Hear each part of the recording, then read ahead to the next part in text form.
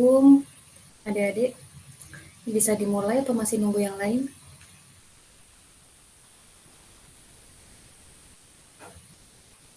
Suara saya jelas nggak ya? Jelas, Bu. Oke.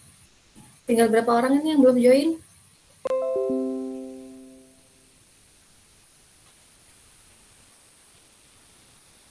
Sekitar 11, Bu. 11 orang. Coba dikontak dulu ya, teman-temannya ya Silmi ya. Saya tunggu 5 menit. Ibu. Ini saya pakai email suami saya, nggak apa-apa ya. Sudah terlanjur. Karena sudah jam 8 lewat juga, kalau diganti masih ribet laptopnya ini. Laptop saya masih ngupdate.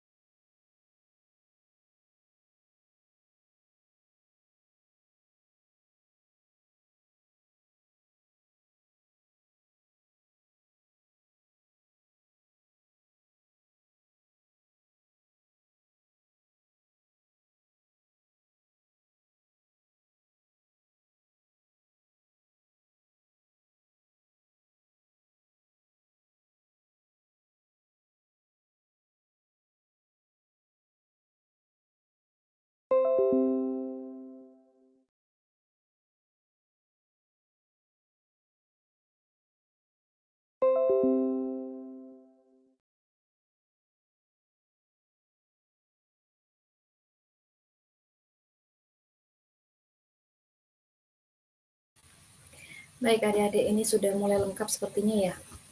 Kurang 1-2 orang mungkin ya yang belum join. Saya mulai ya untuk perkuliahan hari ini. Silakan adik-adik bisa on cam. Saya mau foto ya untuk laporan aktivitas kuliah hari ini.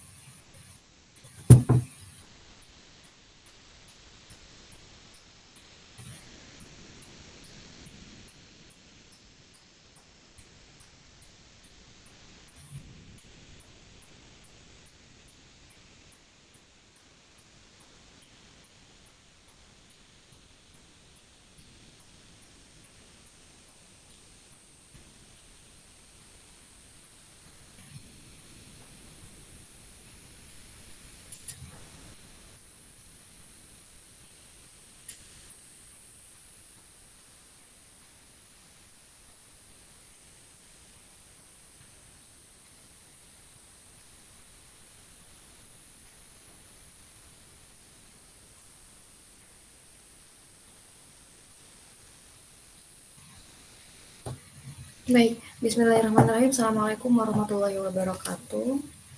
Waalaikumsalam Waalaikumsalam warahmatullahi wabarakatuh. Ya, alhamdulillahirrabbilalamin. Pada hari ini mari kita bersyukur kepada Allah Subhanahu wa taala ya atas limpahan rahmat dan karunia-Nya sehingga sampai dengan hari ini kita masih diberikan kesehatan dan kesempatan yang sama untuk dapat menuntut ilmu dan melakukan aktivitas sehari-hari. Sholawat dan salam juga mari kita haturkan kepada Nabi kita, Nabi Muhammad SAW. Adik-adik sekalian, pertama tentu saya ingin mengucapkan minal aidin wal faizin ya. Mohon maaf lahir dan batin, mohon dimaafkan segala salah dan khilaf baik itu dari lisan atau ucapan saya ya ataupun tindakan-tindakan selama membersamai adik-adik di kampus UIN Ampel Surabaya dalam mata kuliah mediasi ya. Sudah balik semua ke Surabaya atau masih di rumah? Masih di rumah. Atau rumahnya memang di Surabaya?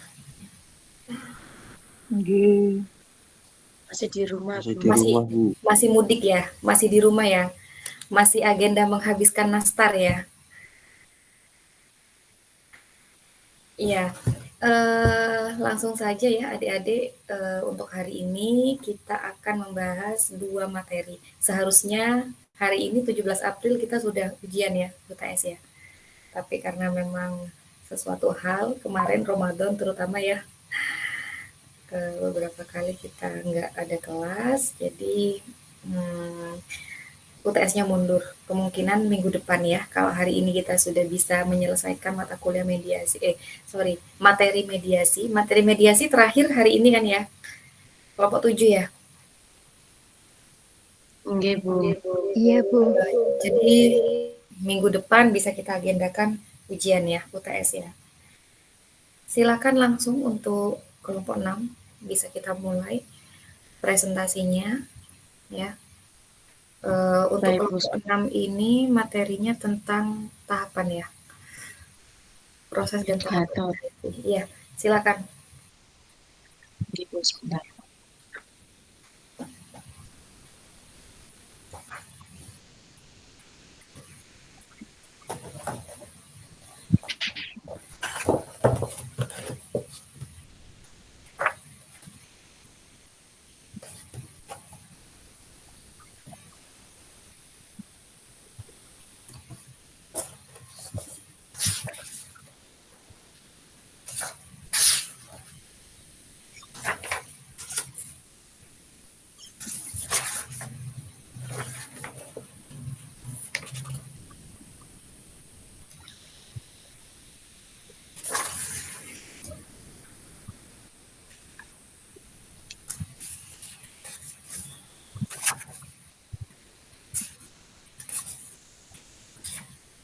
Untuk absensi ini terakhir aja ya.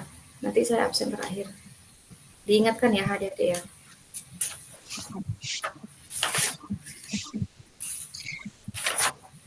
Bisa mulai nggih, Bu? Iya, dimulai.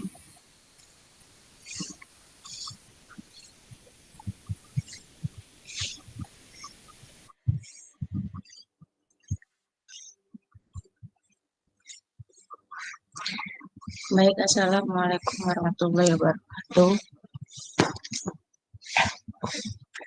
Di sini kami akan mempresentasikan kode etik dan pedoman perilaku mediator dengan beranggotakan saya sendiri, Nura Wulansari, dengan rekan saya, Mas Kutbul Akhlak. Mediasi ini merupakan alternatif penting untuk pengadilan dalam menyelesaikan sengketa, dan mediator membantu para pihak dalam menegosiasikan solusi tanpa memaksakan keputusan. Mediasi mengandalkan nilai-nilai seperti hukum, kejujuran, agama, dan moral, dan telah lama digunakan di Indonesia serta negara-negara lain. Peran mediator dalam mediasi sangatlah penting, karena tindakan mereka menentukan keberhasilan atau kegagalan proses. Mediator ini mengatur pertemuan, memfasilitasi komunikasi, dan membantu para pihak untuk memahami dan menyelesaikan masalah mereka.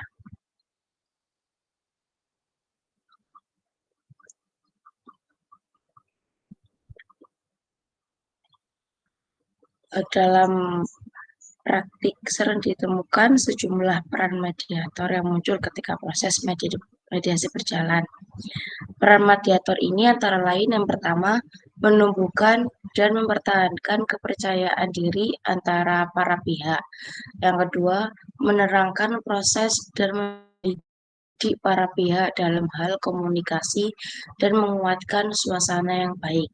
Yang ketiga, membantu para pihak untuk menghadapi situasi atau kenyataan. Yang keempat, mengajari para pihak dalam proses dan keterampilan tawar-menawar. Nomor kelima, yang terakhir, membantu para pihak mengumpulkan informasi penting dan menciptakan pilihan-pilihan untuk memudahkan penyelesaian atau dalam suatu masalah.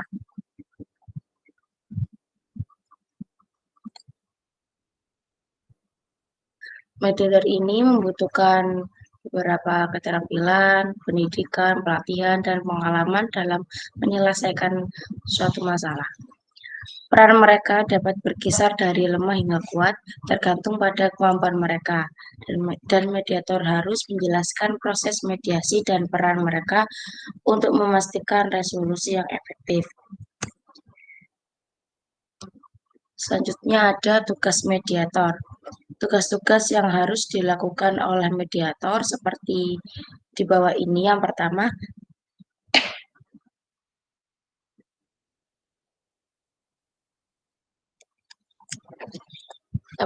mediator wajib mempersiapkan usulan jadwal pertemuan mediasi kepada para pihak untuk dibahas dan disepakati.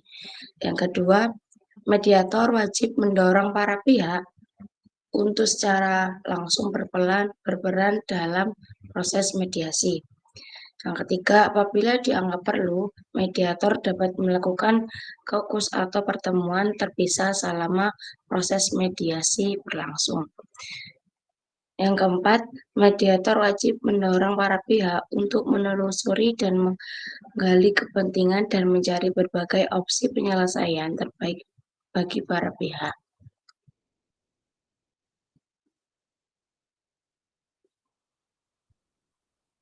Selanjutnya akan dilanjutkan oleh Mas Kutbul.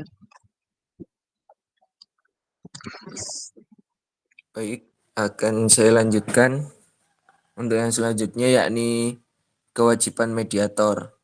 Nah, menurut Perma nomor 1 tahun 2016, mediator di pengadilan memiliki beberapa kewajiban yang harus dipenuhi. Yang pertama, jika ada pihak yang tidak hadir tanpa alasan yang sah, mediator harus menyatakan mediasi gagal. Hal ini untuk memastikan transparansi dan kepatuhan terhadap aturan.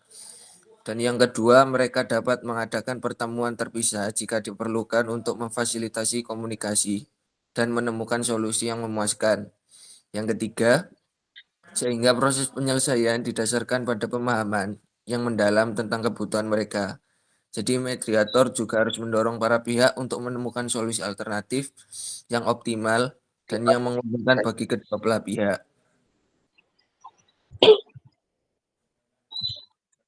dalam mediasi di pengadilan, pengawasan juga sangat penting untuk memastikan kelancaran dan kepatuhan terhadap proses mediasi. Pengawasan ini juga dilakukan oleh hakim, pemeriksa, dan kuasa hukum para pihak. Hakim berperan penting dalam mendorong partisipasi aktif para pihak dan memastikan bahwa prosedur mediasi diikuti sebagaimana mestinya. Mereka juga menjelaskan prosedur mediasi kepada para pihak untuk meningkatkan transparansi dan keadilan. Di sisi lain, pengacara memiliki tanggung jawab untuk mendorong klien mereka secara efektif terlibat dalam mediasi. Keterlibatan hakim sebagai pengawas menjamin bahwa proses mediasi mengikuti aturan. Namun, saksi mediator tidak diwajibkan dalam mediasi di pengadilan menurut pasal 35 ayat 5 Perma nomor 1 tahun 2016.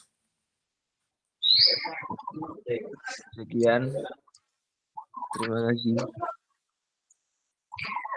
Barangkali teman-teman ingin bertanya kepada kelompok 6, silahkan. Atau ini langsung, Bu.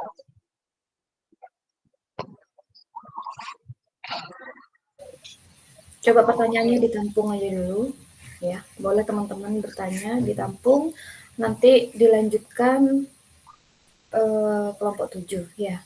Setelah itu nanti Oke. diskusi bareng-bareng.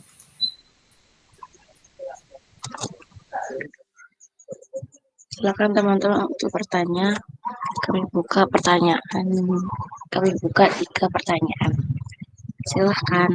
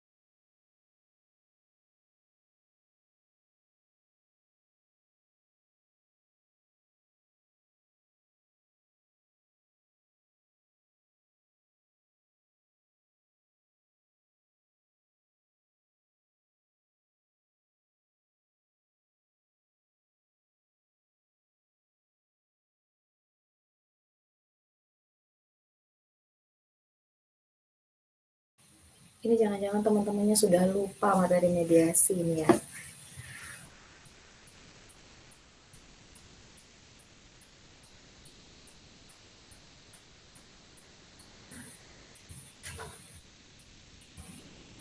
Masih ingat kan mata kuliah kita ini?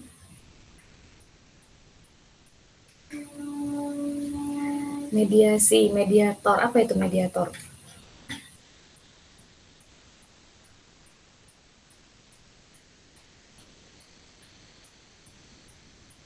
Seorang yang memandu jalannya mediasi.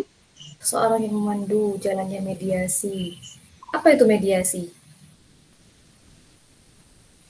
Penyelesaian sengketa. Penyelesaian sengketa. Penyelesaian sengketa yang Alternatif. penyelesaian sengketa alternatif yang dipandu oleh orang ketiga gitu ya. Selain kedua belah pihak yang bersengketa, dipandu oleh orang ketiga. Dan ternyata orang ketiganya ini tidak sembarang orang ketiga. Orang ketiga ini harus orang-orang yang terkualifikasi. Ya, misalnya punya sertifikat gitu kan, tersertifikasi sebagai mediator. Dan ternyata mediator ini juga punya kode etik dan pedoman perilaku gitu loh adik-adik kira-kira. Ya, kode etiknya itu banyak sekali, pedoman perilakunya itu bermacam-macam ya, sehingga kemudian mediasinya bisa efektif, bisa lancar, bisa sengketanya bisa terselesaikan ya.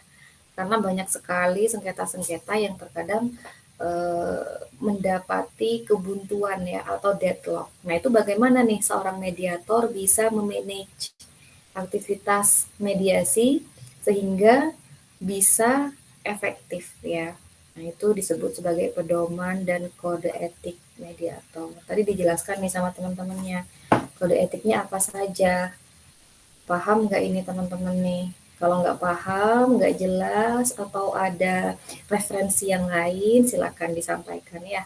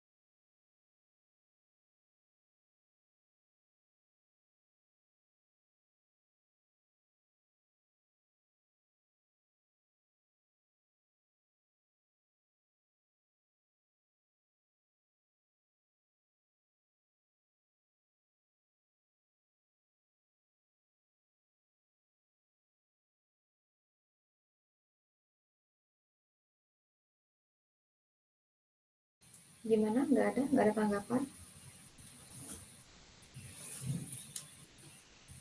Moderatornya siapa ya? Saya lupa tadi.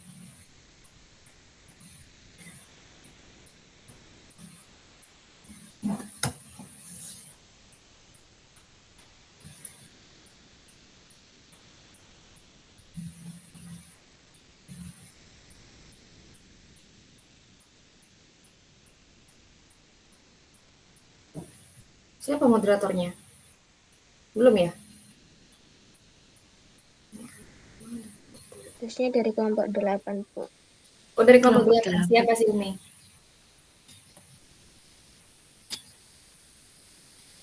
Siapa? Dari kelompok 8 itu siapa? Jami, Bu. Jami. Jami sudah bangun. Sudah masuk. Nggak ada suaranya gitu.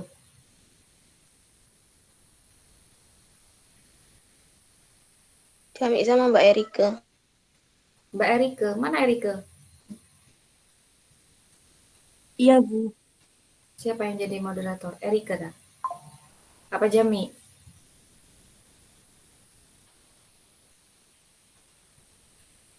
Tadi langsung dibuka ya sama kelompok nih, kelompok 6 ya. Saya juga lupa. Efek liburnya terlalu panjang ya.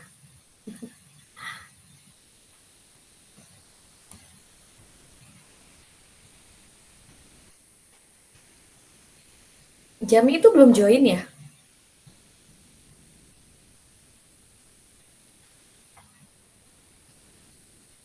Sudah, Bu. Sudah join. Sudah join, tapi nggak ada suaranya. Nitip sendal doang dia. Oke, lanjut aja. Erika ya, jadi moderator ya.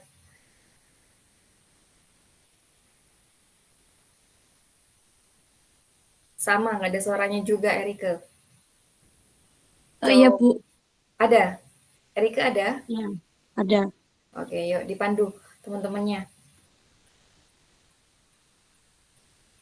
Coba on cam aja lah biar lebih asik kan.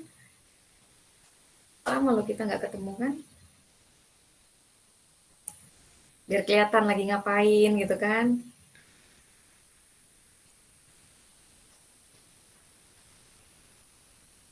Assalamualaikum Silakan. warahmatullahi wabarakatuh. Waalaikumsalam warahmatullahi wabarakatuh. Saya Erika Oktaviani sebagai moderator akan melanjutkan presentasi dari kelompok 7 yaitu teknik merancang kesepakatan perdamaian dalam mediasi. Yang kelompok presentasi kelompok 7 adalah Muhammad Waisur Rozak dan juga Yasinta Kusnul Hima. Kepadanya dipersilakan.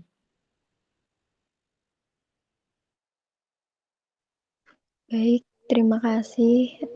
Kami dari kelompok 7 akan mempresentasikan terkait teknik rancang kesepakatan perdamaian dalam mediasi.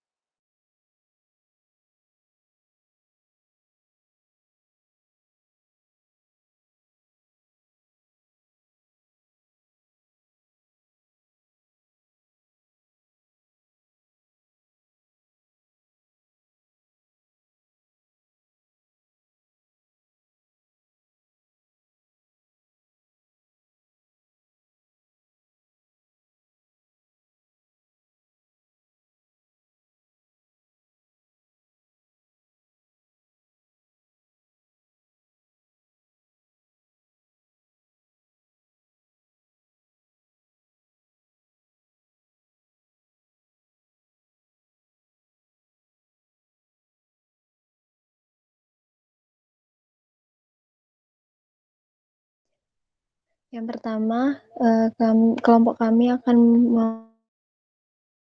mengulang kembali pengertian dari mediasi. Mediasi merupakan salah satu cara agar dapat mengakhiri sengketa, harus dilakukan dengan perundingan agar dapat memperoleh kesepakatan di antara para pihak dengan adanya bantuan dari mediator atau adanya orang ketiga. Menurut Perma RI nomor 1 tahun 2016 tentang prosedur mediasi di pengadilan, ada 4. Yang pertama, mediasi dalam pengadilan HIR dengan pasal 130 dan RBG pasal 154 yang diatur oleh lembaga perdamaian. Yang kedua, mediasi yang berada di luar pengadilan diatur dalam pasal 6 Undang-Undang Nomor 30 Tahun 1999 tentang arbitrase dan alternatif penyelesaian sengketa. Yang ketiga, SEMA Nomor 1 Tahun 2002 terkait pemberdayaan lembaga perdamaian dalam pasal 130 HIR atau 154 RBG. Yang keempat, Perma Nomor 1 Tahun 2008 terkait prosedur mediasi di pengadilan. Selanjutnya dijelaskan oleh rekan saya, Mas Basi Urazak. Baik, terima kasih. Untuk selanjutnya, yakni teknik merancang kesepakatan perdamaian dalam mediasi. Yang pertama, merumuskan kembali terkait hal yang membuat persengketaan terjadi di antara kedua belah pihak. Kedua, yakni selanjutnya dapat menyusun dalam tulisan kesepakatan para pihak agar dapat menyelesaikan hal yang sudah dipersengketakan. Ketiga, dapat menghindari penulisan dalam kesepakatan yang tidak jelas artinya. Dan keempat, menanyakan kembali kepada para pihak yang berkaitan apakah terdapat sesuatu yang tidak jelas dari kesepakatan yang dibuat oleh mediator tersebut. Yang keenam, dapat memberikan kesepakatan di antara para pihak agar dapat memikirkan kembali kesepakatan yang sudah dituliskan. Akhir, apabila terdapat pihak yang masih perlu dilakukan kaukus dalam bunyi kesepakatan, maka akan lebih baik dilakukan. Next. Kekuatan hukum dari hasil mediasi, yaitu kesepakatan yang terjadi di dalam hasil mediasi yang sudah dikukuhkan oleh akan menjadi akta perdamaian yang dimana mempunyai kekuatan hukum yang dapat dikatakan sama dengan hasil putusan dari pengadilan yang mempunyai kekuatan hukum tetap. Demikian akta perdamaian mempunyai 3 kekuatan hukum, di antaranya kekuatan yang mengikat, kekuatan final, atau juga kekuatan eksekutorial. Dan kemudian habis ini akan dilanjutkan oleh dalam draft akte perdamaian. Yang pertama ini dalam pengadilan. Yang pertama adalah judul draft, yaitu dengan contoh akte perdamaian. Yang kedua yakni nomor register perkara, yakni harus juga dicantumkan. Yang ketiga yakni tanggal dan kata pengantar dalam suatu akte perdamaian. Yang keempat, para pihak yang berperkara, ya ini adalah ada identitas seperti nama, nomor KTP, umur, jenis kelamin, dan lain sebagainya.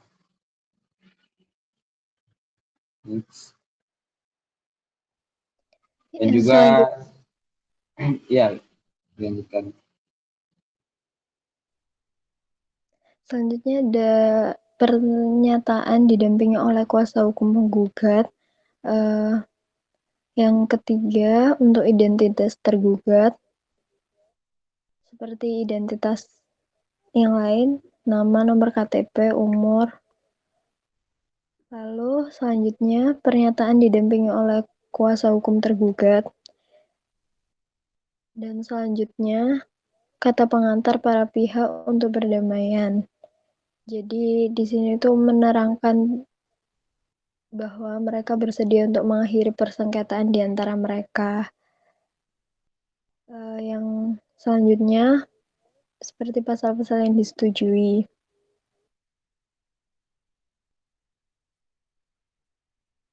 Dan berikutnya, pernyataan penyepakati pasal-pasal jadi dibacakan oleh kedua belah pihak, dan di mana masing-masing dari pihak tersebut menerangkan dan menyatakan seluruh isi kesepakatan perdamaian tersebut. Yang selanjutnya juga ada putusan, seperti nomor perkara, kata pengantar. Selanjutnya, untuk mengadili, menghukum para pihak yang menaati kesepakatan perdamaian.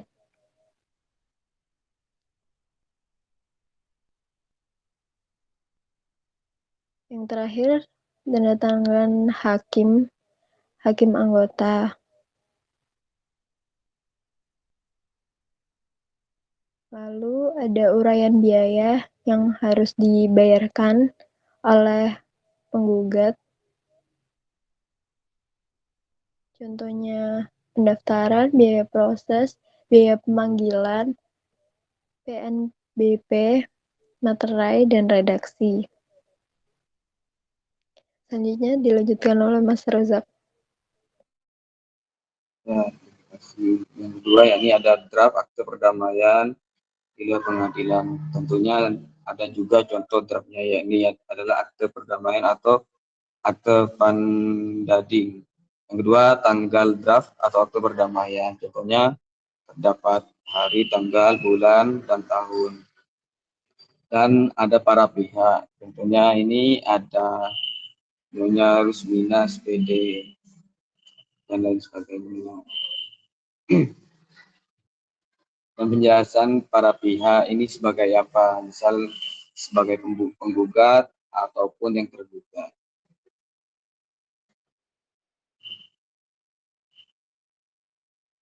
Dan terdapat pasal-pasal yang akan disepakati dari persengketaan yang sebelumnya terjadi.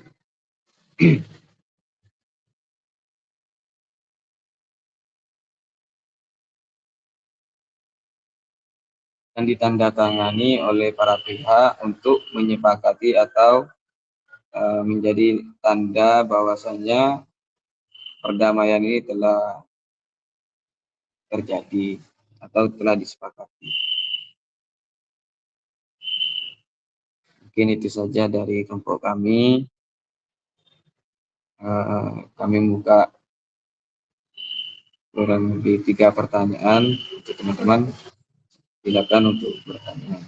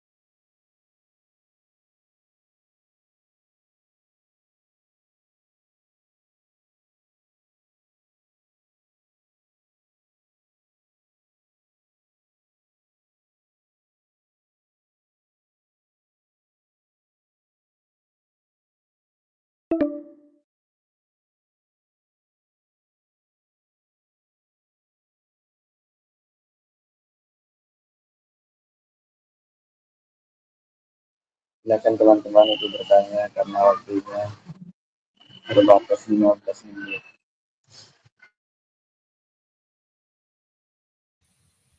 Ini sebentar lagi berakhir ya? Menitnya ya? Ibu ada waktunya. Gimana? Netnya mau mati ya. Cuma aku menit sama.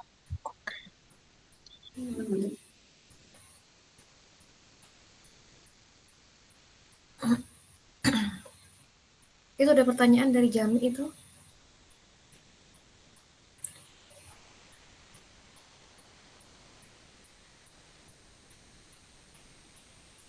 Putusan mediasi yang berkekuatan eksekutorial.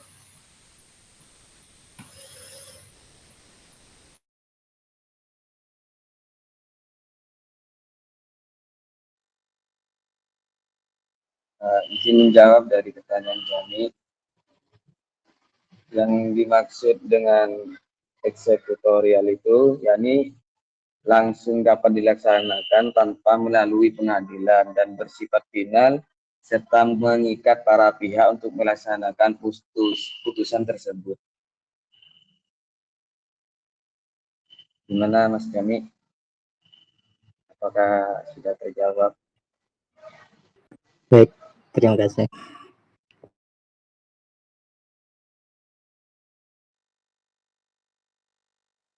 Baik, sama-sama.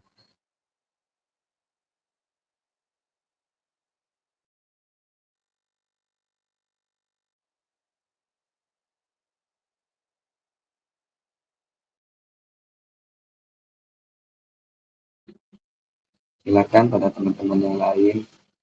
Masih ada 2 pertanyaan. Silakan teman-teman untuk bertanya.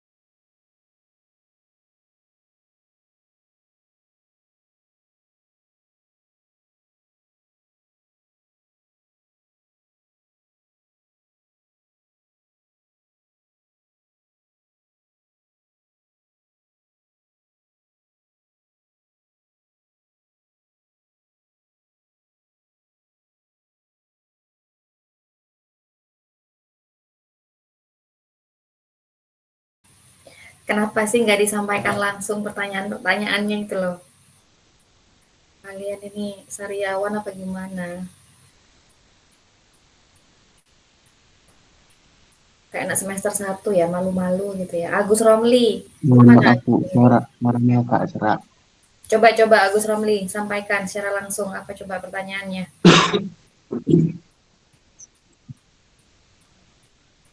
Baik Bu, saya Agus Romli izin bertanya tentang di teknik merancang perdamaian tadi itu di poin F.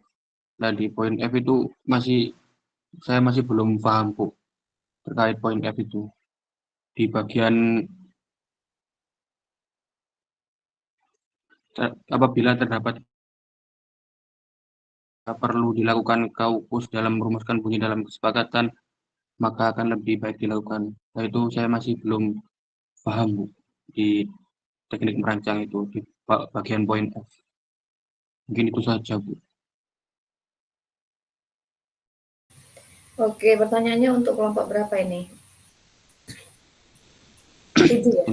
Untuk kelompok 7. Untuk kelompok 7, silakan kelompok 7 coba ditampilkan lagi slide-nya tadi, poin F.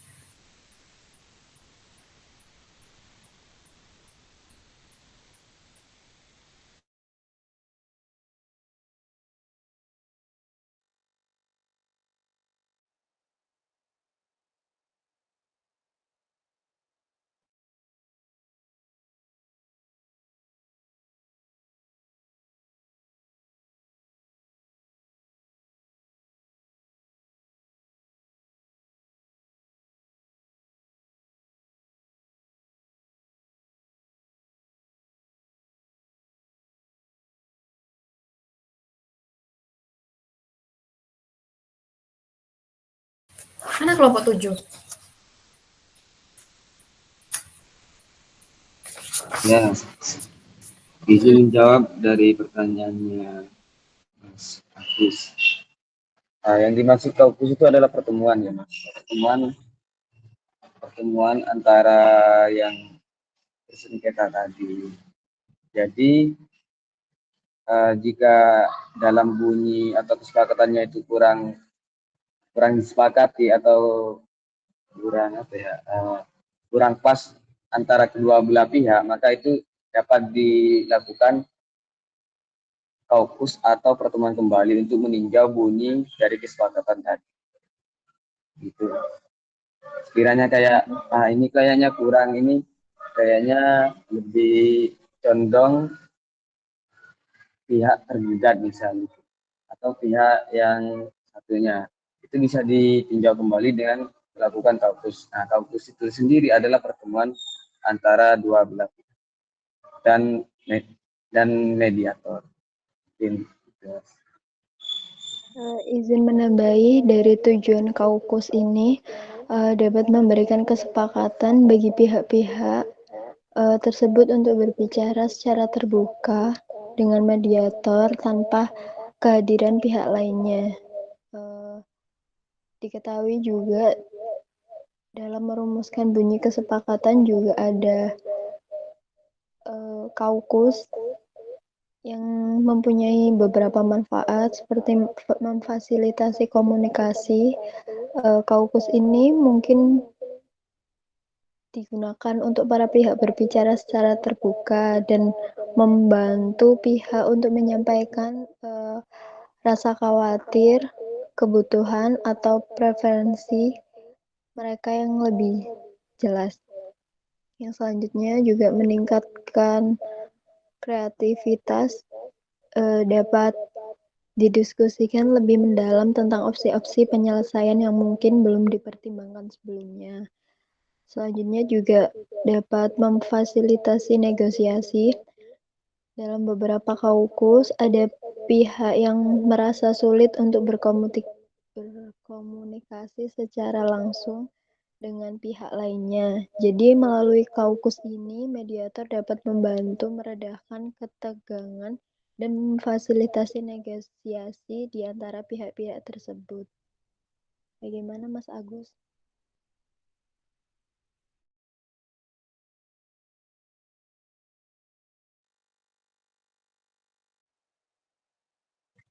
Baik-baik, aman-aman. Terima kasih untuk kelompok 7.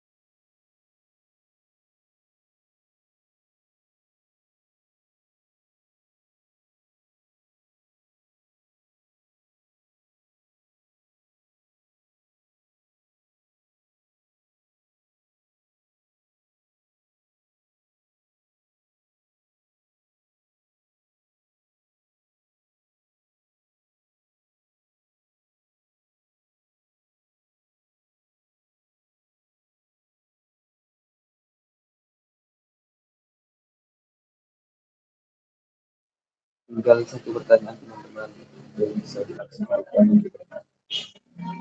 Silakan.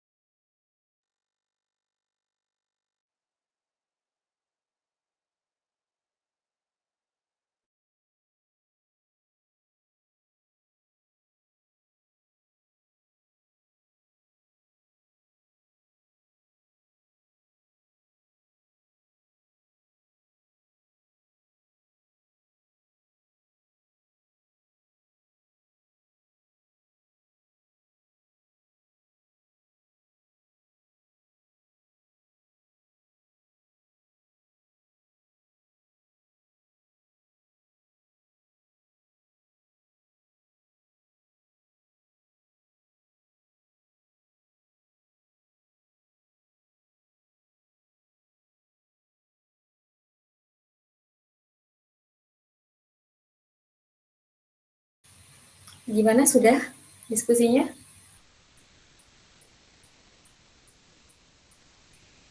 Bisa saya lanjutkan ya? Kalau sudah ya, biar gak diem-dieman begini ya. Ibu. Tapi ini mau mati ya. Meet ini mati jam berapa ini Mbak? Siapa yang bikin tadi? Habis ini mati, Bu. Aku mau dibuatkan lagi. Iya, ya sudah dimatikan saja.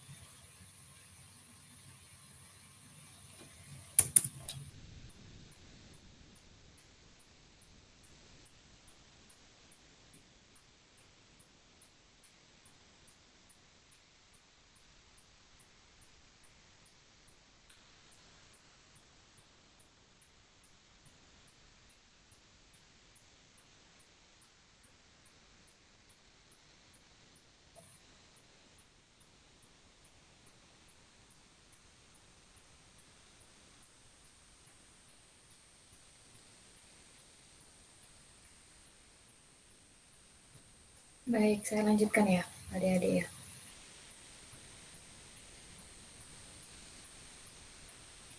Ini berapa lama nih? Sejam? Iya, Bu. 60 menit.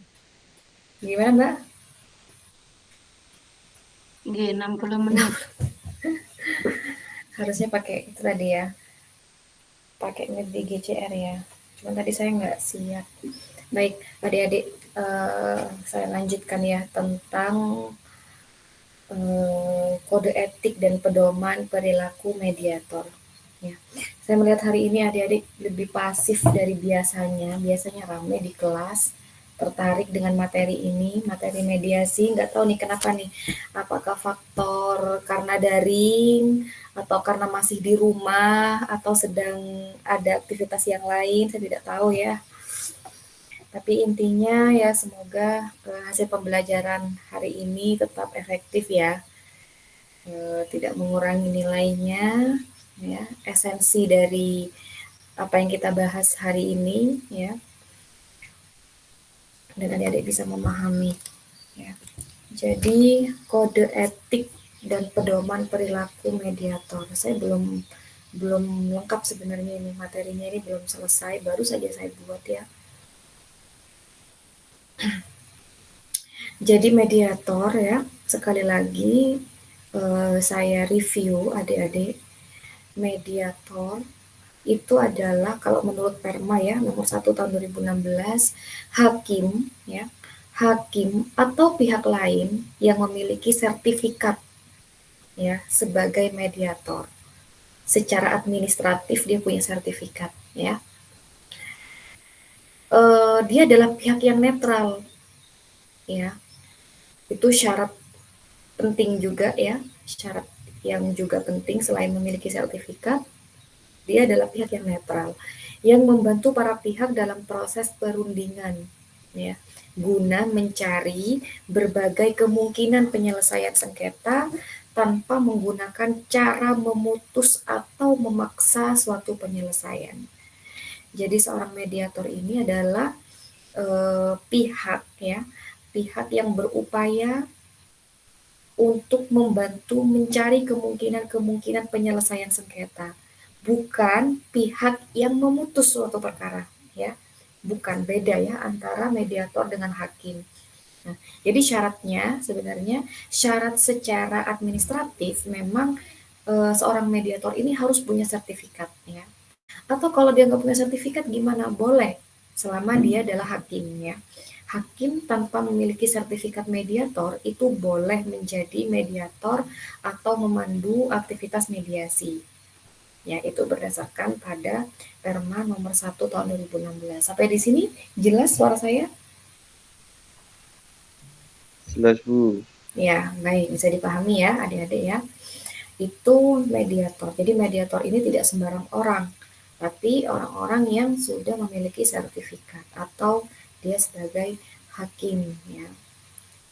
Nah, syarat mediator, nah ini tadi ya, syaratnya harus memiliki sertifikat yang diperoleh setelah mengikuti dan dinyatakan lulus dalam pelatihan sertifikat mediator, sertifikasi mediator yang diselenggarakan oleh Mahkamah Agung atau lembaga-lembaga lain selain Mahkamah Agung. Biasanya ada lembaga-lembaga yang juga melakukan aktivitas sertifikasi ya, tapi lembaga-lembaga ini telah mendapatkan atau memperoleh akreditasi dari Mahkamah Agung ya.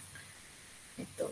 Jadi di mana kita bisa mendapatkan sertifikat itu, Bu? Sertifikat itu bisa kita dapatkan dari hasil pelatihan ya, dinyatakan lolos dalam pelatihan sertifikasi mediator ya, yang diselenggarakan oleh Mahkamah Agung atau lembaga-lembaga lain bisa, misalnya Justitia Mediasi Center gitu ya.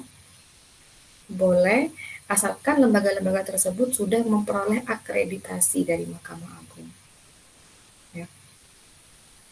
Nah, peran mediator adik-adik, jadi mediator ini berperan cukup penting ya dalam penyelesaian sengketa, karena mediator ini memiliki beberapa peran ya. Misalnya satu, mediator ini berperan melakukan penguatan suasana komunikasi. Ya, penguatan suasana komunikasi, karena terkadang ya banyak sekali persoalan-persoalan itu yang terkadang tidak menemukan solusi perihal komunikasi. Salah satu penyebabnya kan adalah miskomunikasi ya, miskomunikasi atau mispersepsi ya, atau asumsi-asumsi ya, asumsi-asumsi yang tidak sesuai, yang asumsi-asumsi negatif misalnya. Maka sebaiknya memang ketika kedua belah pihak itu bersengketa, hindari berasumsi Termasuk juga soal mediator, hindari berasumsi. Lebih baik bertanya. Ya. Tanyakan saja apa maksudnya, gitu kan? Tanyakan, jangan berasumsi. Ya, karena asumsi-asumsi yang negatif atau miskomunikasi itu yang kemudian bisa menyebabkan suatu masalah sulit untuk menemukan penyelesaian, atau dalam bahasa hukumnya kita kenal dengan istilah deadlock ya. Nah, peran mediator ini penting karena untuk melakukan penguatan suasana komunikasi. Misalnya Jami dan Rozak ya ada persoalan, apa yang disampaikan oleh Rozak ternyata tidak diterima atau tidak dipahami oleh Jami. Nah, inilah kemudian fungsi seorang mediator, yaitu memberikan penguatan suasana komunikasi, menjelaskan kembali gitu kan, atau menyampaikan kembali dengan bahasa yang lebih bisa dipahami oleh pihak kedua gitu ya. Kemudian yang kedua, peran mediator adalah fasilitator, creative problem solving. Jadi seorang mediator ini perlu juga untuk memiliki kreativitas yang tinggi sehingga bisa menemukan problem solving, pemecahan masalah ya. Mungkin masalahnya ini opsi-opsinya bisa memunculkan opsi-opsi penyelesaian masalah ya. Tuh. Yang ketiga, dia harus bisa menjelaskan atau mendidik para pihak untuk berkomunikasi dengan baik, ya. Memberikan pemahaman. Gini loh, cara berkomunikasi mungkin bisa lebih diterima agar komunikasinya bisa tersampaikan, misalnya. Ya. Membentuk para pihak untuk menghadapi situasi dan kenyataan. Hal lain selain perihal komunikasi ya, tantangan dalam proses penyelesaian sengketa terkadang juga berkaitan dengan emosi para pihak ya. Kita tidak bisa memprediksi emosi para pihak ini akan seperti apa ketika berdiskusi panjang untuk berusaha menyelesaikan sengketanya, kan begitu. Jadi seorang mediator juga perlu untuk memberikan pemahaman, pengertian begitu ya kepada kedua belah pihak berkaitan dengan psikologis ya. Bagaimana kedua belah pihak ini mampu menghadapi kenyataan, menghadapi situasi bahwa kita ini bersengketa, Jami dan Rozak misalnya bersengketa, kemudian duduk dalam satu meja, berdiskusi untuk menyelesaikan persoalannya. Kemungkinan yang terjadi bisa jadi opsi yang disampaikan oleh Jami atau ekspektasi, harapan-harapan dari Jami bisa terrealisasi, bisa juga tidak. Ya, atau terrealisasinya tidak 100%, bisa 50%, 80%. Nah, di situ kita perlu menyiapkan suatu kesiapan mental gitu kan. Nah, itu juga perlu dihadirkan kepada kedua belah pihak ya. Lalu menumbuhkan kepercayaan antar pihak, harus saling percaya bahwa pihak pertama percaya kepada pihak kedua, bahwa pihak kedua sama-sama berusaha untuk mencari solusi yang terbaik untuk hubungan keduanya. Begitu juga dengan pihak pertama dan pihak kedua harus percaya juga kepada pihak ketiga atau mediator ya, bahwa mediator ini adalah orang yang netral yang akan membantu menyelesaikan persoalannya dan mampu menjaga kerahasiaan dari persoalan ini misalnya ya, menumbuhkan kepercayaan karena kepercayaan juga penting adik-adik, trust ya. Kita ini disadari atau tidak kita bisa berbicara ya, apa yang kita sampaikan kepada orang itu kan bergantung kepada kepercayaan kita kepada orang lain. Contoh Wulan misalnya ya, Wulandari kepada Silmi, Wulan ini akan menceritakan apa kepada Silmi tergantung pada kepercayaannya. Kalau Wulan percaya 100% kepada Silmi, Wulan ini akan bercerita semua hal tentang kehidupannya. Wulan akan curhat gitu ya, istilahnya mungkin ya, curhat Silmi, kemudian menceritakan kehidupan pribadinya. Kenapa? Karena Wulan ini percaya kepada Silmi. Tapi kalau Wulan tidak percaya kepada Silmi, ya obrolannya biasa aja, terbatas pada hal-hal yang terjadi antara Wulan dan Silmi. Misalnya, ya kita hanya ngobrol perihal kuliah, ngobrol perihal kampus, ngobrol perihal tugas gitu ya. Selebihnya berkaitan dengan masalah pribadi atau kehidupan pribadi, masalah-masalah tidak akan diceritakan kepada Silmi. Kenapa? Karena Wulan tidak percaya kepada Silmi, kan begitu. Ya, tapi kalau percaya 100% maka kita akan nyaman untuk bercerita kepada orang, kan begitu. Nah, di dalam proses mediasi ya, proses mediasi kepercayaan antar pihak itu perlu dibangun. Ya, kita percaya kepada lawan kita atau kita percaya kepada seorang mediator. Begitu juga sebaliknya, orang lain percaya kepada kita, mediator percaya kepada kita, itu perlu dibangun sehingga komunikasinya bisa tersampaikan secara apa ya, clear ya. Komunikasi tidak ada yang ditutup-tutupi ya. Kita menceritakan segala hal gitu ya, berkaitan dengan masalah yang sedang kita hadapi. Tidak perlu ditahan-tahan ya. Makanya seperti misalnya kemarin ya, negosiasi gitu ya, aktivitas negosiasi kan saya sampaikan, negosiasi itu biasanya ya, kebanyakan negosiasi itu tidak akan efektif kalau ada perbedaan kelas ya. Misalnya seorang bawahan, karyawan melakukan negosiasi dengan atasannya, biasanya tidak efektif. Kenapa? Karena karyawan itu terkadang pastinya ya ada hal yang ditutupi, tidak disampaikan secara keseluruhan begitu ya. Ada hal-hal yang mungkin, ini kalau saya menyampaikan begini, saya takut nanti saya nggak dapat kerjaan lagi, saya khawatir gaji saya dipotong atau saya dipecat dan sebagainya, sehingga tertahan, kan begitu. Nah, sama juga dengan proses mediasi. Kalau ada komunikasi yang tidak clear, tidak disampaikan secara keseluruhan, biasanya mediasi itu tidak akan berjalan efektif. Nah, apa kuncinya?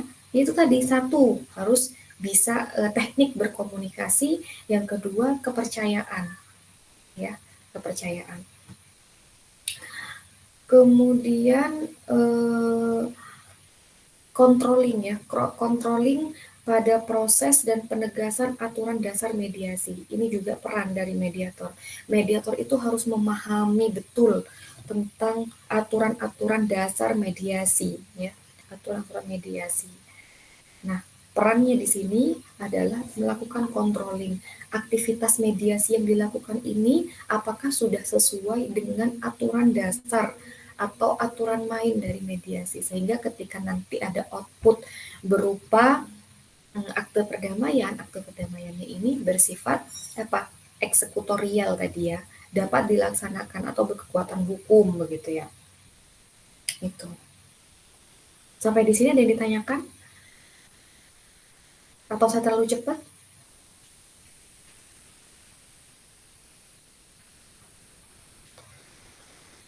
Halo, ada orang kan ya ini ya? Sudah masuk. Tugas mediator ini adik-adik. Tugas mediator ya. Mediator itu wajib menyiapkan usulan, jadwal pertemuan mediasi ya.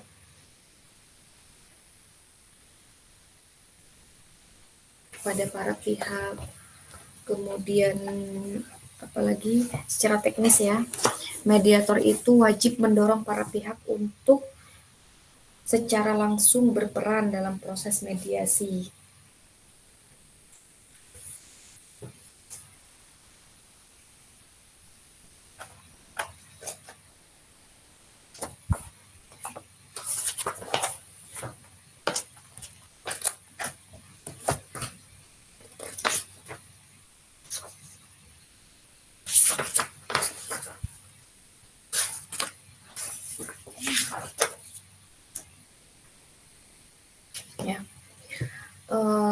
Wajib mendorong para pihak untuk secara langsung berperan dalam proses mediasi. Artinya kedua belah pihak harus interaktif ya.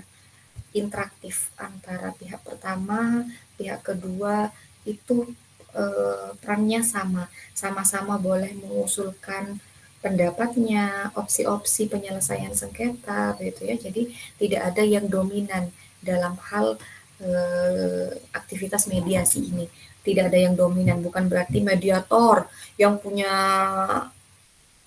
ruang atau punya panggung, boleh hanya mediator yang bisa melakukan komunikasi gitu kan, berbicara banyak, sementara kedua belah pihak harus hanya mendengarkan saja, tidak demikian. Atau salah satu pihak aja yang menyampaikan, yang lainnya mendengarkan, tidak. Tapi kedua belah pihak ya harus juga sama-sama berperan dalam perihal komunikasi ya. Mediator wajib mendorong para pihak untuk menelusuri dan menggali kepentingan mereka dan mencari berbagai pilihan penyelesaian yang terbaik ya. Nah ini melakukan kaukus jika diperlukan. Kaukus tadi ya pertanyaannya Agus. Kaukus itu adalah pertemuan secara terpisah mediator dengan salah satu pihak. Mana Agus? Ibu, ya Bu. Iya. Jadi pertemuan secara terpisah Mas Agus. Misalnya Mas Agus dan Nasihudin ya yang bersengketa misalnya. Kita lakukan mediasi, pertemuan pertama, pertemuan kedua, pertemuan ketiga tetap tidak menemukan solusi ya, deadlock misalnya. Nah, kemudian saya sebagai mediator, saya melakukan kaukus. Melakukan kaukus itu adalah pertemuan terpisah. Saya menemui Agus dulu. Hari Senin saya akan bertemu dengan Agus misalnya ya. Hari Selasa saya menjadwalkan pertemuan dengan Nasihudin. Seperti itu. Saya bertemu, saya berbicara dengan Agus, hanya dengan Agus. Nah, tujuannya adalah menggali lebih mendasar lagi, lebih mendalam ya tentang apa yang dirasakan oleh Agus. Misalnya gini, Mas Agus, kenapa sih tidak menemukan solusi dari pertemuan pertama, pertemuan kedua, pertemuan ketiga? Sebenarnya apa yang dicari, apa yang menjadi harapan dari Mas Agus ini apa? Kita breakdown lagi, kita analisis bareng-bareng, gitu loh. Itu namanya kaukus. Ya. Apa harapannya Mas Agus ini apa? Targetnya apa? Kemudian seorang mediator juga perlu memberikan pertimbangan-pertimbangan. Oke, baik, kalau memang Mas Agus ini berharap ya, misalnya hutang piutang ya, berkaitan dengan hutang piutang. Mas Agus ini menagih hutang kepada Nasihudin sebesar 100.000 misalnya. Ya, tapi Nasihudin ini tidak mampu ya, tidak mampu untuk mengembalikan 100% ya. Sehingga kan dalam proses proses mediasi kita akan memunculkan opsi-opsi. Opsinya satu, mungkin Mas Agus perlu kerelaannya untuk mengurangi beban hutang yang 100.000 mungkin bisa diturunkan 80.000 karena memang kondisi Nasihudin tidak mampu membayar misalnya. Atau yang kedua, tetap dibayar 100.000, tapi 100.000 itu dibayarnya secara berangsur, beri kesempatan selama 3 bulan misalnya. Atau yang ketiga, opsi yang lain, pinjaman 100.000 ini tidak perlu dibayar dengan uang tunai, tapi dengan aktivitas yang lain, misalnya dengan jasa, dengan pekerjaan ya. Oke, saya tidak akan menagih uang 100.000, tapi Nasihudin membantu saya dalam beberapa bulan ke depan bekerja di tempat saya misalnya. Itu kan opsi-opsi yang ditawarkan. Nah, tapi ternyata di pertemuan pertama, pertemuan kedua, pertemuan ketiga tidak menemukan kesepakatan ya, kata sepakat misalnya. Sehingga dilakukan kaukus. Hari pertama, hari Senin tadi saya ketemu dengan Agus. Mas Agus, apa sih harapannya dari uang 100.000 itu? Tetap berharap 100.000 nih harus dibayar. Tapi kan kenyataannya, realitanya kita dipertemukan pada realita bahwa teman kita ini, Nasihudin ini tidak mampu membayar, begitu loh. Gimana? Ini kan opsinya jadi dua opsi. Satu, dia membayar, kemungkinan terbaik, kemungkinan terburuknya tidak bisa membayar sama sekali, gitu kan? Daripada tidak bisa terbayar sama sekali, gimana kalau kita cari opsi-opsi jalan tengahnya? Saya sebagai mediator akan meyakinkan, ya, memberikan pertimbangan-pertimbangan. Memberikan pertimbangan-pertimbangan kepada Mas Agus dalam proses kaukus itu tadi ya. Itu namanya kaukus, pertemuan terpisah ya.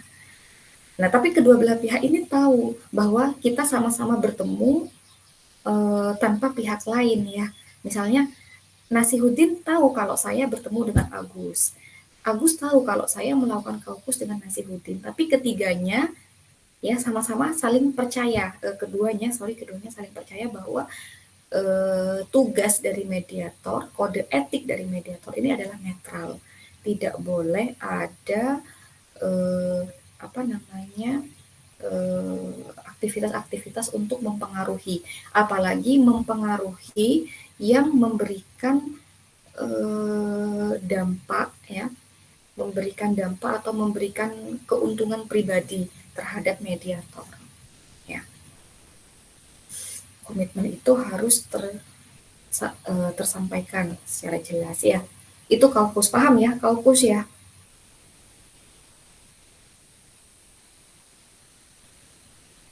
Ada yang mau ditanyakan atau ada yang mau menyanggah, mau menambahkan? Bu, saya membaca di referensi yang lain Kaukus itu seperti ini.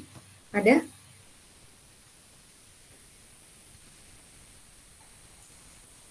Saya kayak ngajar semester 1 ini ya jadinya ya. Kalau semester 1 itu kan wajar, masih malu-malu mau menyampaikan pendapatnya ya. Ini sudah semester 6, kenapa sih kalian ini? Saya lanjut ya. Ya, Bu. Ya. Itu tadi ya. Tugas dari tugas, peran dan kewajiban seorang mediator. Selanjutnya tanggung jawab. Secara umum mediator ini memiliki tanggung jawab terhadap para pihak yang dibantu dan terhadap profesinya ya. Itu tanggung jawab secara umum. Dia bertanggung jawab kepada kedua belah pihak dan kepada terhadap profesinya. Nah, tanggung jawab kepada para pihak meliputi yang pertama, mediator wajib memelihara dan mempertahankan ketidakberpihakannya baik dalam wujud kata, sikap, dan tingkah laku terhadap para pihak yang terlibat sengketa. Ya, jadi seorang mediator ini wajib untuk tidak berpihak. Kata tidak berpihak ini terhadap segala hal ya, baik itu perkataannya, sikap-sikapnya atau tingkah lakunya harus mencerminkan sikap-sikap yang netral ya. Yang kedua, mediator dilarang mempengaruhi atau mengarahkan para pihak untuk menghasilkan syarat-syarat penyelesaian sebuah sengketa yang dapat memberikan keuntungan pribadi ya terhadap mediator. Jadi tidak boleh dimanfaatkan ya. Dalam menjalankan fungsinya, intinya mediator harus beritikat baik.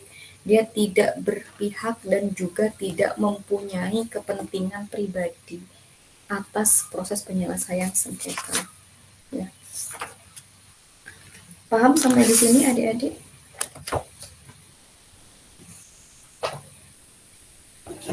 Ada yang ditanyakan? Jadi intinya ya, sebenarnya inti dari mediator yang paling utama juga yang perlu dimiliki seorang mediator itu adalah keterampilan komunikasi ya. Karena sebagai fasilitator itu komunikasi itu penting. Jadi misalnya berkaitan dengan sertifikat ya, sertifikasi mediator. Kenapa sih Bu harus memiliki sertifikasi mediator gitu kan? Karena memang di dalam proses pelatihan sertifikasi mediator itu para mediator itu dididik, dilatih ya, diberi wawasan ya, diberi pelatihan cara menyelesaikan sengketa baik dalam tinjauan aspek hukumnya atau dasar-dasar hukumnya seperti apa, kemudian keterampilan-keterampilan yang harus dimiliki ya. Salah satu keterampilan yang harus dimiliki, yang penting dimiliki oleh seorang mediator adalah keterampilan komunikasi. Ya, keterampilan komunikasi itu banyak, mulai dari komunikasi verbal, komunikasi non-verbal. Paham ya bedanya ya?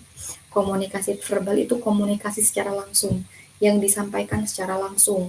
Seperti saya menyampaikan materi, itu namanya komunikasi verbal. Saya sampaikan secara langsung kepada adik-adik dan adik-adik memahami apa yang saya sampaikan. Atau komunikasi nonverbal. Komunikasi nonverbal itu komunikasi yang tidak secara langsung tapi memiliki tujuan-tujuan tertentu ya. Itu komunikasi nonverbal. Ya. Komunikasi nonverbal. sindiran misalnya, kita menyindir, kan. Ini saya seperti ngajar semester 1, nah itu kan komunikasi nonverbal. Apa maksudnya Bu Suci ngomong kayak gitu kan begitu. Kemudian mendengarkan ya. Jadi seorang mediator juga perlu menjadi pendengar yang baik. Jangan arogan, saya mediator, saya lebih paham dari kedua belah pihak misalnya. Tapi mediator juga perlu bisa mendengarkan apa sih sebenarnya harapan dari pihak pertama, harapan dari pihak kedua, ya. Karena tadi terkadang komunikasi seseorang itu ada komunikasi verbal dan komunikasi nonverbal gitu kan. Ada sesuatu yang ingin disampaikan tapi ditunjukkan dengan sikap. Ditunjukkan dengan sikap. Ya. Misalnya kita ajak dia diskusi, ternyata dia nggak datang, nggak hadir. Apa maksudnya dia nggak datang ini? Apakah karena dia tidak sepakat dengan usulan kita, dengan waktu misalnya, atau ada maksud yang lain gitu ya. Jadi perlu mendengarkan secara efektif ya. Terus bisa melakukan reframing. Masih ingat reframing yang kemarin saya jelaskan ketika pertemuan sebelumnya, reframing? Reframing, upaya menerjemahkan komunikasi ya. Penerjemahan ulang komunikasi salah satu pihak ya. Itu reframing. Contohnya misalnya kalimat negatif diubah menjadi kalimat positif, kalimat kasar menjadi kalimat halus ya. Itu contoh dari reframing.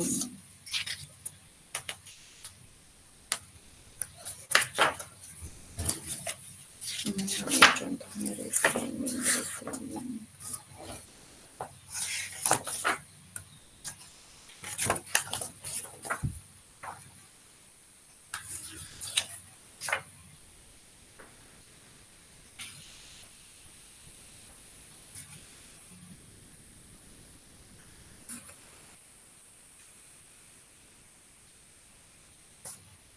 Ada yang ditanyakan adik-adik?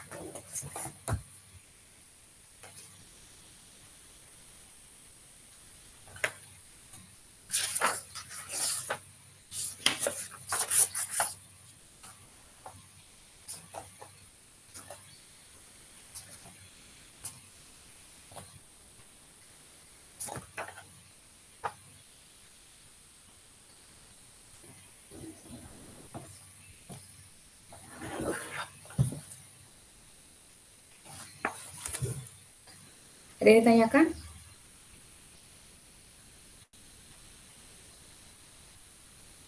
Tentang reframing ya. Bisa melakukan reframing. Contohnya reframing itu mengubah kata-kata yang negatif menjadi positif gitu ya. Contoh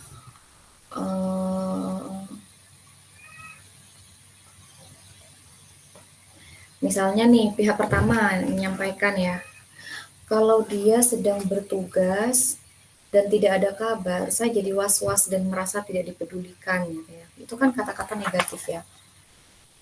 Atau kata-kata yang kasar ya. Sadar nggak adik-adik? Kalau dia sedang bertugas dan tidak ada kabar, saya jadi was-was dan merasa saya tidak dipedulikan. Nah, seorang mediator harus bisa melakukan reframing. Contohnya reframing begini. Oh, jadi begini ya maksud ibu. Ibu berharap Bapak lebih sering menghubungi walau sekedar memberi kabar agar ibu merasa nyaman. Nah, itu kan kalimatnya positif semua ya. Atau gini, gara-gara dia nggak pernah di rumah, anak-anak jadi merosot nilainya. Jadi ibu gak becus gitu ya. Itu kan luapan-luapan emosi yang mungkin disampaikan oleh salah satu pihak. Nah, seorang mediator harus bisa mengkomunikasikan lagi, mereframing, menyampaikan. Oh, jadi maksud Bapak, jika Ibu bisa mengatur waktunya sedikit lebih banyak untuk berada di rumah, maka Bapak merasa anak-anak akan dapat belajar lebih optimal. Begitu ya Pak ya, gitu misalnya. Atau lagi contohnya ya, kamu cuma mementingkan dirimu sendiri, dari dulu tidak pernah peduli orang lain, tidak peduli sama saya. Nah, itu kan negatif ya. Itu bisa memunculkan kemarahan kan, bisa memunculkan emosi pihak yang kedua gitu kan, pihak lain. Nah, kita bisa melakukan reframing. Oh, baik. Jadi maksud Bapak, jika Bapak mau belajar, memahami, dan ikut andil dalam kesulitan yang Ibu alami, maka Ibu akan merasa lebih dihargai. Betul ya Ibu ya, seperti itu ya maksudnya ya Bu ya gitu loh. Contoh lagi misalnya nih dalam proses pembelian barang, saya kesel karena pengiriman barang terlambat. Saya nggak enak ke pelanggan kalau begini terus gitu ya. Reframingnya bagaimana? Reframingnya adalah baik, jika pengiriman barang dapat dilakukan tepat waktu, maka Bapak tidak ada beban moral kepada para pelanggan Bapak. Betul seperti itu ya Pak gitu. Jadi diulangi. Setelah kita mendengarkan, kita coba reframing, kita ulangi ya, kita ulangi. Itu namanya membingkai komunikasi atau reframing ya. Dan yang terakhir dari keterampilan komunikasi, selain komunikasi verbal, non-verbal, bisa mendengarkan secara efektif, bisa melakukan reframing, juga mampu menguasai teknik bertanya. Ya. Jadi itu tadi saya sampaikan, hindari melakukan hindari berasumsi ya, hindari berasumsi. Lebih baik bertanya, tanyakan saja. Ya. Tanyakan saja apa maksudnya, apa yang disampaikan ini maksudnya seperti apa gitu ya. Itu akan lebih efektif daripada kita harus berasumsi. Nah, terkadang asumsi ini juga malah negatif gitu kan, malah menyebabkan kebuntuan.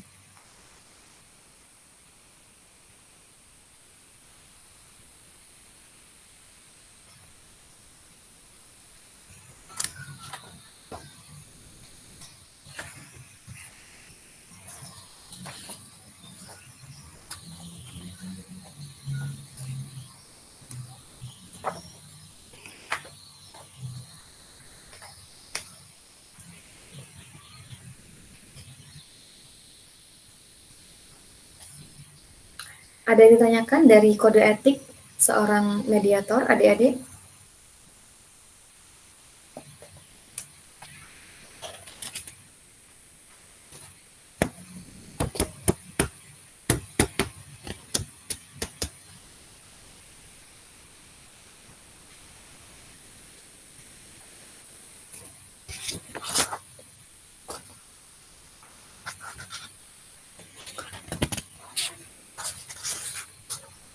Tidak ada, saya lanjutkan sedikit tentang akte perdamaian ya. Merancang kesepakatan perdamaian. Jadi merancang kesepakatan perdamaian itu prosesnya kita mulai dari menyiapkan draft. Ini sudah tadi ya, sudah disampaikan ya oleh kelompok 7. Draft kesepakatan ya. Tahapan-tahapannya adalah siapkan terlebih dahulu draftnya ya. Jadi seorang mediator itu sembari melakukan aktivitas mediasi harus menyiapkan draft kesepakatannya ya, draft kesepakatannya. Ibarat buku itu, ibarat kalian mau menyusun sebuah buku, kalian itu sudah punya draftnya ya, punya draftnya.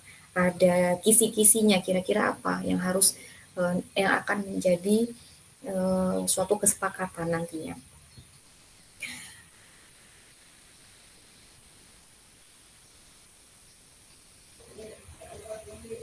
Ya, Terus setelah disiapkan draftnya, ya oret-oretan hasil tulisan dari mediator, ya ketika melakukan aktivitas mediasi, bahas ulang satu persatu disertai dengan penjelasan. Ketika mulai melakukan ketika melakukan penyusunan terhadap akte itu perlu melibatkan kedua belah pihak. Jadi jangan seperti moderator kita ya. Misalnya moderator kita nih memimpin jalannya diskusi, dipimpin sambil dia catat nih, ya kan? Setelah dicatat, hasil catatannya kan diupload atau diserahkan ke saya tanpa meminta persetujuan kembali kepada pihak-pihak yang sedang berdiskusi tadi gitu kan. Nah, tapi beda dengan mediator. Kalau mediator itu setelah draftnya selesai, dia harus menyampaikan atau membahas ulang satu persatu disertai dengan penjelasannya dengan kedua belah pihak. Kedua belah pihak perlu dilibatkan kembali ya. Lakukan perubahan jika perlu, jika memang ini diksinya tidak demikian ya. Harusnya tidak seperti itu. Gini, jadi libatkan kedua belah pihak itu harus sama-sama tiga orang ini harus saling interaktif ya.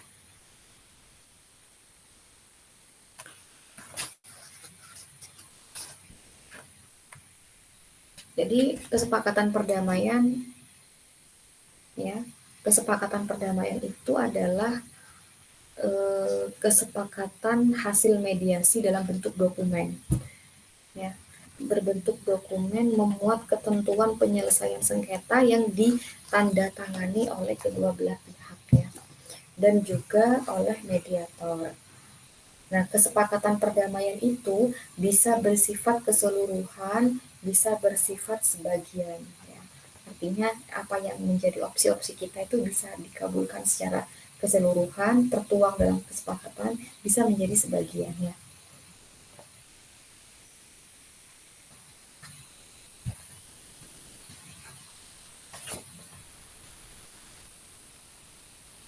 Nah, syarat dari adanya kesepakatan perdamaian itu sebenarnya ada di di Perma ya. Perma nomor 1 tahun 2016. Nanti adik-adik bisa buka itu permanya. Situ lengkap, misalnya syarat kesepakatan perdamaian harus dibuat dengan itikat yang baik, tidak bertentangan dengan hukum ya. Tidak bertentangan dengan hukum, tidak bertentangan dengan ketertiban umum, tidak bertentangan dengan kesusilaan, tidak merugikan pihak ketiga, dan dapat dilaksanakan atau executable ya. Makanya dikatakan akte perdamaian itu bersifat eksekutorial, bisa dilaksanakan, artinya logis ya. Yang kita sampaikan, yang kita sepakati itu sesuatu yang bisa dilakukan oleh kita sendiri ataupun pihak lawan ya.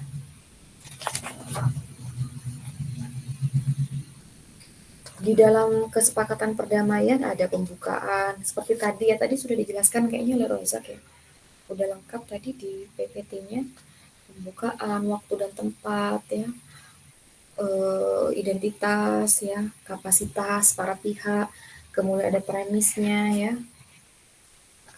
pernyataan awal dari kesepakatan, lalu ada substansinya itu meliputi klausul definisi, kemudian keperluan kesepakatan ya, klausul transaksi, inti kesepakatan dengan rinci harus disebutkan ya, terus hal-hal yang spesifik misalnya para pihak sepakat untuk tidak akan saling menggugat, nah, klausul tentang ketentuan umum, mengatur tentang domisili hukum, penyelesaian sengketa, dan seterusnya ya. Itu adalah substansinya. Kemudian ada penutup di bawah ya, bagian penutup. Jelaskan di bagian penutup, jelaskan bahwa pihak-pihak yang membuat dan menandatangani kesepakatan memiliki kapasitas, bahwa yang membuat kesepakatan itu ya pihak pertama, pihak kedua, dan mediator begitu ya. Tidak ada keterlibatan dari pihak lain yang tidak memiliki kapasitas dalam masalah ini. Ada tanda tangan ya, itu penting, dan tempat para pihak melakukan aktivitas tanda tangan itu.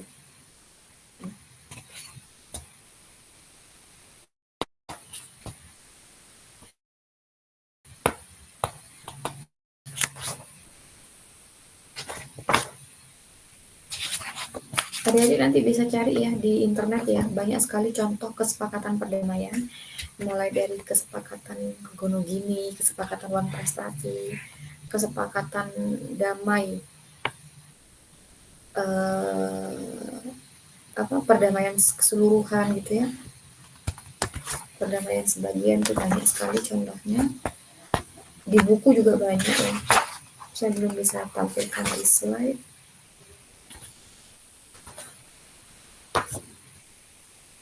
Ada yang ditanyakan adik-adik?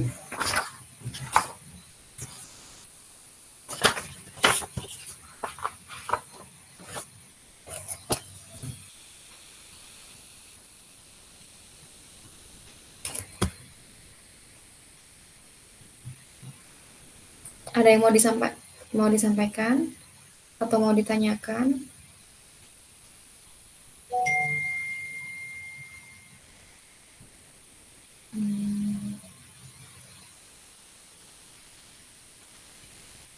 Filda ini ada? Hadir, Bu. Mbak Filda, coba rangkum sedikit apa yang saya sampaikan, apa yang Mbak Filda pahami dari penjelasan saya kurang lebih 48 menit ini, atau apa yang tidak dipahami dari yang saya jelaskan.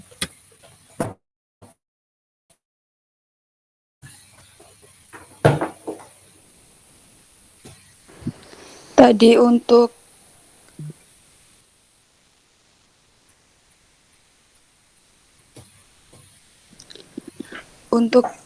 apa peran mediator yang saya pahami ada penguatan suasana komunikasi, terus menumbuhkan kepercayaan antara pihak, dan juga tugas mediator wajib membuat usulan jadwal.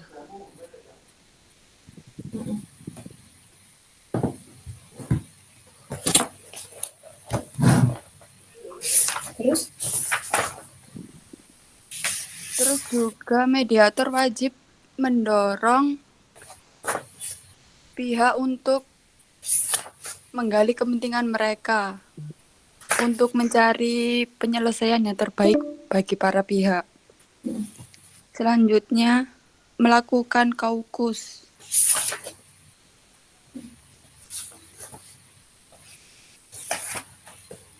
Oke, kaukus.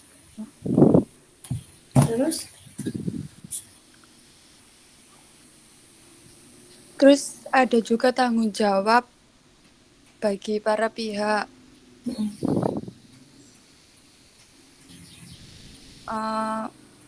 Mediator dilarang mempengaruhi atau mengarahkan para pihak untuk menghasilkan syarat-syarat penyelesaian yang dapat memberikan keuntungan pribadi. Terus mediator wajib mempertahankan ketidakberpihakannya baik dalam wujud kata, sikap, dan tingkah laku. Cukup, Bu. Oke. Filda.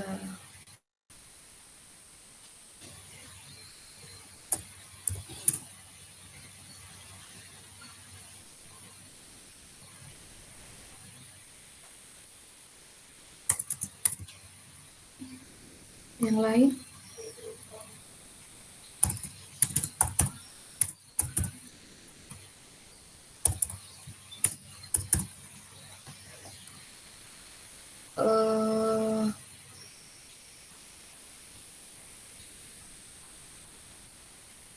Asfi Fuadi ada ya? Hadir, Bu. Mas Asfi, apa yang dimaksud reframing, Mas Asfi?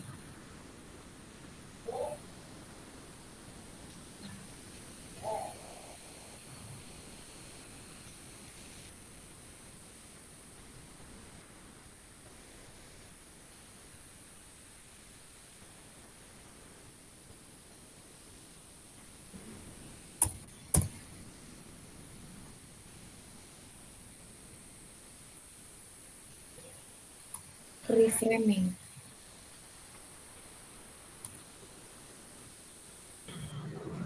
Framing menurut sepemahaman saya itu membantu pihak untuk melihat suatu pandangan yang berbeda yang bisa menghasilkan keputusan yang terbaik. Contohnya reframing itu seperti apa, Mas?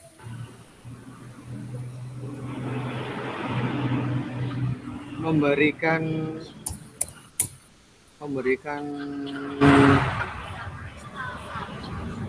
contoh pada pihak. Contohnya seperti memberikan dukungan,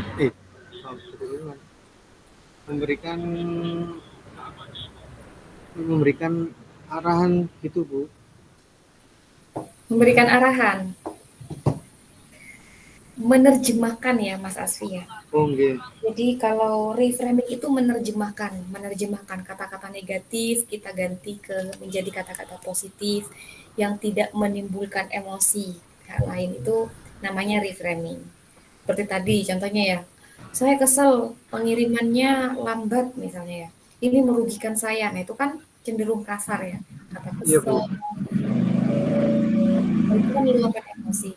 Nah kita melakukan reframing. Reframingnya itu contohnya kayak maksud dari Pak Asfi itu adalah kalau saja pengirimannya lebih cepat, maka Pak Asfi akan menjadi lebih nyaman, lebih puas melakukan pembelanjaan di toko Bapak. Nah seperti itu, kita melakukan reframing, menerjemahkan ulang yang dikatakan sama pihak pertama, kita terjemahkan kepada pihak kedua agar bahasanya dibingkai lebih halus. Itu namanya reframing ya, teman-teman ya. Nah ini karena waktunya udah 11 menit lagi mau habis, saya lanjutkan sedikit lagi ya adik-adik ya, tentang kode etik. Jadi kode etik itu adalah pedoman ya, pedoman perilaku mediator yang itu sudah diatur dalam perma maupun dalam undang-undang ya, yang isinya itu mengikat antara mediator dengan kedua belah pihak. Artinya ini ketentuan yang harus dilakukan dalam tahapan mediasi. Sama dengan kita kuliah misalnya, kira-kira kita ini punya kontrak kan ya, punya kontrak forum. Kontrak forumnya apa? Dilarang membuat kegaduhan di dalam kelas misalnya. Kemudian dilarang membuat forum menjadi tidak kondusif. Itu kan suatu kontrak yang sudah kita sepakati bersama di awal perkuliahan. Nah, sama juga dengan kode etik. Kode etik itu adalah suatu aturan yang mengikat seluruh pihak yang ada di dalam meja mediasi, ya. Itu kode etik. Nah, kode etik ini mengikat, karena mengikat dia memiliki dampak ya, akhirnya ya, memiliki konsekuensi hukum, akan ada sanksi ketika salah satu pihak tidak melakukan mediator melanggar kode etik ini, maka mediator akan diberikan sanksi. Ya. Lalu sebenarnya mediator itu diawasi nggak sih? Diawasi adik-adik. Yang dilakukan oleh mediator itu diawasi.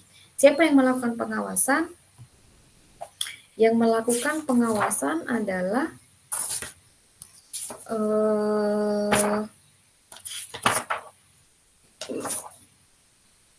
Justitia Training Center ya. Itu melakukan pengawasan terhadap pengawasan dan evaluasi terhadap kinerja mediator, dan mediator bisa mendapatkan sanksi jika melanggar kode etik ya. Sanksinya apa? Sanksinya banyak ya. Misalnya sanksinya bisa dijatuhkan berupa teguran lisan ya. Kalau teguran lisan tetap dilanggar, tidak ada itikat baik dari mediator, bisa teguran tertulis ya.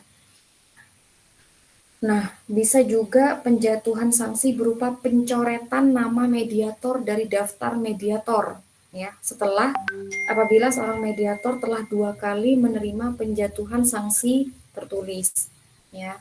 Atau setiap penjatuhan sanksi kepada seorang mediator yang terbukti melanggar, ya, pedoman perilaku mediator dicatat dalam register mediator pada Justitia Training Center mediator yang terintegrasi di pengadilan di seluruh Indonesia. Itu ya. Jadi sanksi, ada pengawasan dan sanksi terhadap mediator dalam aktivitas kepatuhannya terhadap kode etik ya. Jadi kode etik itu tidak bisa jangan diremehkan ya, jangan disepelekan ya. Itu kode etik. Kode etiknya apa sih ya? Tadi ada tanggung jawab, kenetralan begitu kan, komunikasi ya. Itu adalah bagian dari kode etik mediator. Banyak sekali kode etik yang lainnya. Kalau teman-teman masih belum paham ya, teman-teman bisa baca di Perma nomor 1 tahun 2016. Apa saja pedoman-pedoman perilaku yang harus ditaati oleh seorang mediator. Itu ya, adik-adik ya. Ini mau mati lagi nih, 7 menit lagi mati. Baik, saya anggap cukup untuk kuliah hari ini ya, tentang kode etik, pedoman perilaku mediator, dan juga tentang teknik merancang kesepakatan ya. Saya anggap selesai. Kalau misalnya ada pertanyaan, adik-adik masih belum pahami, nanti kita bisa lanjutkan diskusinya di WA group ya. Insya Allah saya balas kalau sedang tidak sibuk ya, tidak ada aktivitas ya. Sebelum kemudian kita melaksanakan ujian tengah semester besok Rabu ya, minggu depan. Jadi minggu depan kita akan agendakan UTS, silakan adik-adik persiapkan. Kalau ada pertanyaan-pertanyaan yang belum dipahami, silakan berdiskusi dengan teman-temannya atau boleh chat saya, atau boleh adik-adik baca di Perma nomor 1 tahun 2016, karena apa yang saya sampaikan semuanya insya Allah termuat di dalam Perma tersebut ya. Cukup ya, ada yang mau disampaikan? Silmi, Jami? Tidak ada, Bu. Untuk teman-teman hadir semua, Bu. Hadir semua ya ini ya teman-temannya ya? Iya, Bu, 28 orang. 28 orang, oke, baik. Kalau begitu saya akhiri ya adik-adik ya, terima kasih atas atensinya. Kita ketemu lagi minggu depan di kelas ya. Semoga selalu diberikan kesehatan oleh Allah Subhanahu wa Ta'ala, sehingga kita bisa terus berkarya, terus belajar ya, dan terus memberikan manfaat untuk orang-orang sekitar ya. Amin. Amin. Terima kasih sekali lagi adik-adik, saya akhiri. Billahi taufiq wal hidayah. Assalamualaikum warahmatullahi wabarakatuh. Waalaikumsalam warahmatullahi wabarakatuh. Terima kasih, Bu.